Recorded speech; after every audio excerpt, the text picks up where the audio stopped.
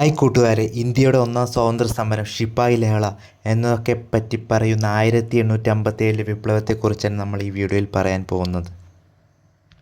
1857 വിപ്ലവത്തിൻ്റെ പ്രധാന കാരണങ്ങൾ: ദത്തവകാശ നിരോധന നിയമം 1848, പോസ്റ്റ് ഓഫീസ് നിയമം 1854, ഹിന്ദു പുനർവിവാഹ നിയമം 1856.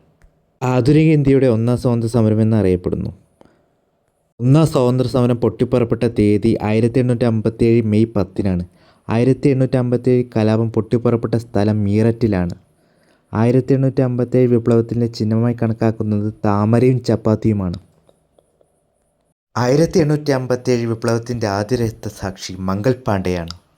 മംഗൾ പാണ്ഡെയെ തൂക്കിലേറ്റിയ വർഷം 1857 ഏപ്രിൽ 8-ന്. മംഗൾ പാണ്ഡെ അംഗമായിരുന്ന പട്ടാള യൂണിറ്റ് 34 ബംഗാൾ സ്വദേശീയ കലാൾപ്പട. ഇനി നമ്മൾ പറയാൻ പോകുന്നത് ബഹദൂർ ഷാ രണ്ടാമൻ. ഒന്നാം സ്വാതന്ത്ര്യ സമരം നടക്കുമ്പോൾ മുഗൾ ചക്രവർത്തി. 1857 മഹത്തായ വിപ്ലവത്തിന് നേതൃത്വം നൽകിയത് ബഹദൂർ ഷാ രണ്ടാമനാണ്.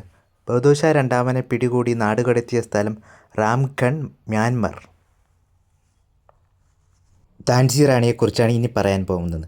ദത്തവകാശ നിരോധന നിയമം വഴി ഝാൻസി കൈയടക്കാൻ ബ്രിട്ടീഷുകാർ ശ്രമിച്ചതാണ് ഝാൻസി റാണി ബ്രിട്ടീഷുകാർക്കെതിരെ യുദ്ധം ചെയ്യാൻ കാരണം. ദത്തവകാശ നിരോധന നിയമപ്രകാരം ബ്രിട്ടീഷുകാർ ഝാൻസി പിടിച്ചെടുത്ത വർഷം 1853. ഇനി നമുക്ക് ഝാൻസി റാണിയുടെ മറ്റു പേരുകൾ നോക്കാം. മനുബായ്, മണികർണിക, ലക്ഷ്മിബായ് എന്നീ പേരുകളും ഝാൻസി റാണിക്ക് ഉണ്ടായിരുന്നു. 1857 വിപ്ലവത്തിൻ്റെ കരുത്തായ നേതാവാണ് നാനാ സാഹിബ്. അദ്ദേഹത്തിനെ കുറിച്ചാണ് നമ്മൾ ഇനി പറയാൻ പോകുന്നത്. കാൺപൂരിൽ നേതൃത്വം നൽകി 1857 കലാപത്തിന്. മൂന്നാം നെപ്പോളിയൻ എന്ന് അറിയപ്പെടുന്നത് നാനാ സാഹിബാണ്. 1857 കലാപത്തിൻ്റെ ബുദ്ധികേന്ദ്രം അത് നാനാ സാഹിബാണ്. 1857 വിപ്ലവം പരാജയപ്പെട്ടതോടെ നേപ്പാളിലേക്ക് പലായനം ചെയ്ത വിപ്ലവകാരിയാണ് നാനാ സാഹിബ്. 1857 വിപ്ലവത്തിൻ്റെ വളരെ ശക്തനായ ഒരു നേതാവായിരുന്നു നാനാ സാഹിബ്. അടുത്തത് ദാന്തിയ തോപ്പി, നാനാ സാഹിബിൻ്റെ സൈനിക മേധാവി. ഈസ്റ്റ് ഇന്ത്യൻ കമ്പനിക്കെതിരെ ഗറില്ല യുദ്ധരീതി ആവിഷ്കരിച്ച സമര നേതാവാണ് ദാന്തിയ തോപ്പി.